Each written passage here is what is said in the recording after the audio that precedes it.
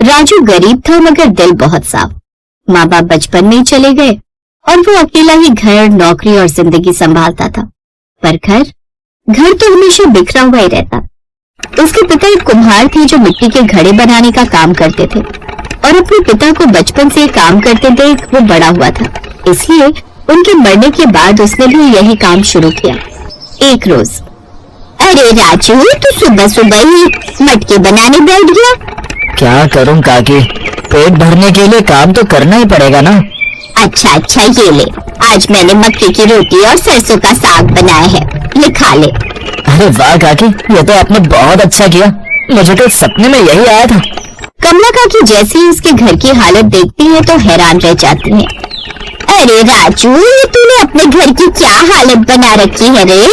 देख तो सारा घर कैसे बिखरा हुआ है। अब तुम तो जानती हो काकी, मैं अकेला कमाने वाला, घर देखूं या बाहर, अब जब वक्त मिलेगा तभी तो करूंगा ना। इसीलिए कहती हूँ रे, एक अच्छी सी लड़की देखकर ब्याह कर ले ताकि वो आकर घर संभाल ले। काकी मेरी हालत तो देख ही रही हो, ऐसी हालत देखकर आखिर कौन ही शादी करेगा। अरे तू 3 देवियों की पूजा करता है ना, माँ दुर्गा, माँ लक्ष्मी और माँ काली की, तो उनसे क्या, वो तेरे सारे कष्ट दूर कर देंगी, साथ ही तेरी कोई बढ़िया सी शादी भी हो जाए। अब जब उसकी मर्जी होगी तब शादी ब्याह होता है काकी। ये बात भी सही है। अच्छा चल, अब मैं चलती हूँ। राजू ने खाना खाया और खाकर काम पर चला गया। फिर शाम को थका हारा वो घर आया तो अपने घर की हालत देख उसे भी अजीब लगा और कहने लगा, हे देवियों, कभी तो मेरा घर संभल जाए। काम से लौटता हूँ तो इतना थक जाता हूँ कि कुछ करने का मन नहीं करता। काश कोई मेरे घर की सफाई कर जाए। उसकी आवाज में थकान भी थी, मासूमियत भी। फिर हाथ पैर धोकर वो 3 देवियों की पूजा करने बैठ गया। इसके बाद उसने अपने लिए खाना बनाया और खाना खाकर वो इतना थक गया कि रसोई में वैसे ही बर्तन छोड़कर सो जाता है। दरअसल सुबह से लेकर शाम तक वो इतना थक जाता था कि घर आकर साफ सफाई करने की हिम्मत उसमें नहीं होती थी। वहीं देवलोक में बैठी तीनों देवी, माँ दुर्गा, माँ लक्ष्मी और माँ काली, उनके आसपास दैवीय आभा चमक रही थी। हवन की सुगंध, कमल की खुशबू और दिव्य संगीत से पूरा मंडल गूंज रहा था। तभी नारद जी वहाँ आए और उन्होंने विनम्र होकर उनसे पूछा, नमः देवी त्रयो, आज पृथ्वी पर आपके एक भक्त की पुकार बहुत सच्चे भाव से पहुँची है। उसका मन थका हुआ है, जीवन बोझिल है। क्या आप तीनों देवियाँ उसकी मदद के लिए नहीं जाएंगी? कौन है वह भक्त? राजू नाम है, मन से बहुत पवित्र, कर्म से मेहनती, पर अकेलापन उसे तोड़ रहा है। घर संभालने की शक्ति नहीं बचती उसमें, सारा घर उसका गंदा पड़ा रहता है। अच्छा राजू, मैं तो कई बार उसके घर जाना चाहती हूँ, लेकिन घर ऐसा बिखरा मिलता है कि मैं रुक ही नहीं पाती।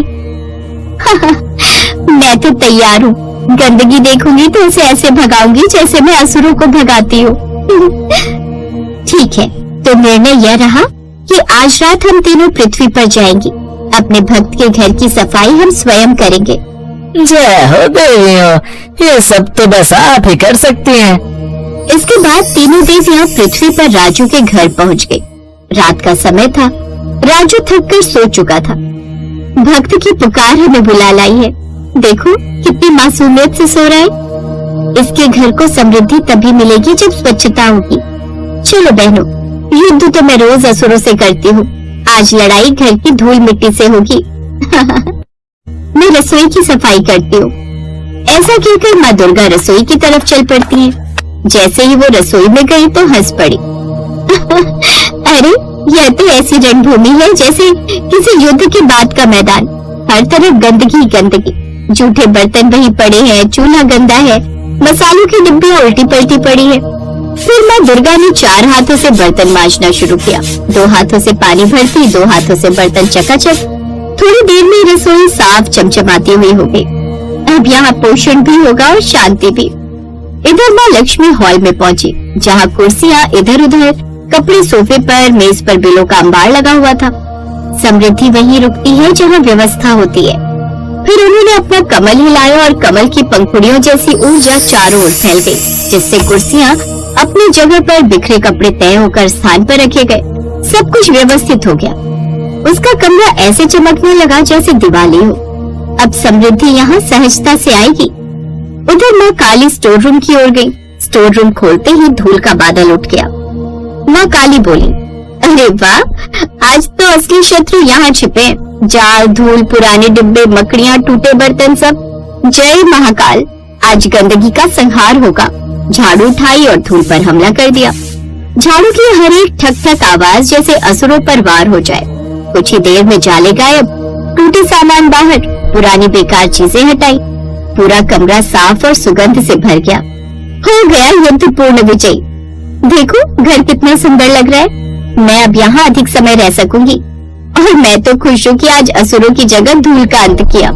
तभी अचानक ने देखा राजू निद्रा में करवट बदल रहा है। चलो अपने भक्त को आशीर्वाद भी दे ताकि अब इसे किसी भी चीज की कोई कमी ना हो। वो तीनों राजू को आशीर्वाद देकर वहाँ से चली गई। फिर सुबह जब सूर्य की किरणें आई, राजू की आंख खुली।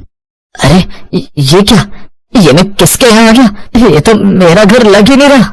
अरे नहीं नहीं राजू, यहाँ कपड़े तो तेरे टंगे हुए हैं और ये सामान भी। अरे ये तो मेरा ही घर है, लेकिन ये इतना साफ कैसे लग रहा है? मैं तो ये सफाई करके ही नहीं गया था, फिर ये सब कैसे? इसके बाद वो रसोई में गया जहाँ सब चमकता हुआ था। बर्तन शीशे की तरह चमक रहे थे। स्टोर रूम खोला तो जैसे कोई मंदिर का कमरा जो बेहद ही खूबसूरत लग रहा था। उसी समय कमरे में हल्की रोशनी फैली और तीनों देवियों के दिव्य स्वर गूंजे। राजू, तेरा मन साफ है, इसलिए हम खुद आई थी रात में तुम्हारे यहाँ सफाई करवाने। जहाँ मेहनत और सच्चाई हो वहाँ समृद्धि देर तक नहीं रुकती, और जहाँ हिम्मत हो वहाँ डर नहीं टिक सकता। राजू हाथ जोड़कर खड़ा हो गया। आंखों से आंसू बहने लगे। माँ, मैं आपका कैसे आभार मानूं? मैं तो अकेला था। अब अकेला नहीं, हम सदैव तेरे साथ हैं। बस एक बात याद रखना, सफाई सिर्फ घर की नहीं मन की भी रखनी होती है। और कभी हार मत मानना, तो जितना सोचता है उससे कहीं ज्यादा मजबूत है। रोशनी धीरे धीरे समाप्त हो गई। उस दिन के बाद राजू की जिंदगी बदल गई।